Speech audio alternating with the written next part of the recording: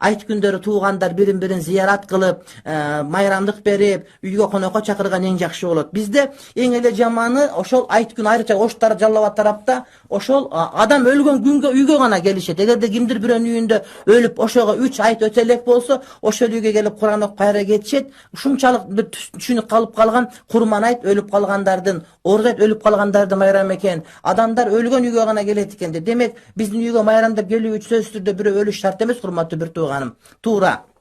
Маркумдар эстеген жакшы.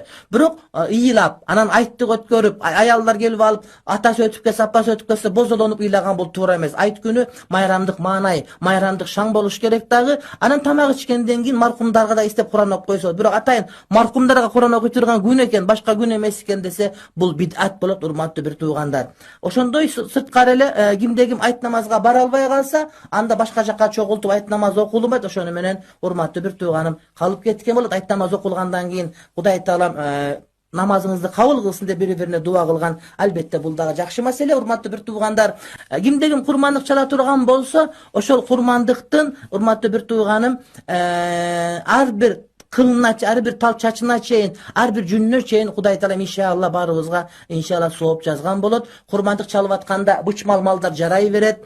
Аксак болуп калган, арык болуп калган, тиши түшүп калган, көзү көр болгон жарабайт. Бирок баш иштебей жанагыдай баш айланпа болуп калып, бирок семиз боло турган болсо, бул жарай берет.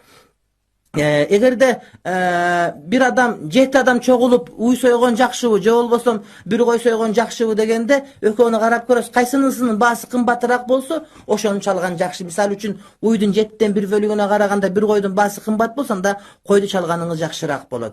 Эгерде кой баласы чала турган болсоңуз, ургачы койго караганда эркек кочкор жакшы, эгер экөөнүн баасы бирдей боло турган болсо. Ал эми эчкиде эркек текеге караганда ургач эчки жакшыраак, эгерде экөөнүн баасы бирдей боло турган болсо. Gün şeytanга en baktısız gün Arafa günü eken.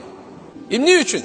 Jaratkan Allah Taala bendelerin günelerini uşunçalık geçiret eken, uşunçalık dozokton bendelerini kutkarat eken, şeytan anın görüp durup meynetin tekke getti dep, özüne ölüm kağlap, manga ölüm bolsun dep çaçın julup, başında toprak şaşa turgan gün dep Peygamberimiz aytkan. Öňü getip mına şeytan kor bola turgan gün eken. Demek uşul Arafa günü biz daha kadırlap, uşu günge çeyin şeytandın azgırığı menen biröөнү kapa kılıp koygan bolsak, biröөнүn aldap koygan bolsak, biröөнүn bir nesesini alıp koygan bolsak, biröөгө zulumduk kılıp koygan bolsak, biröөнүn артынан uşak aytıp koygan bolsak, biröөгө jala jaap koygan bolsak, je jaratkan Allah Taalаны narazı kılgan bolsak, bardığına tuğandar toba kılaylı.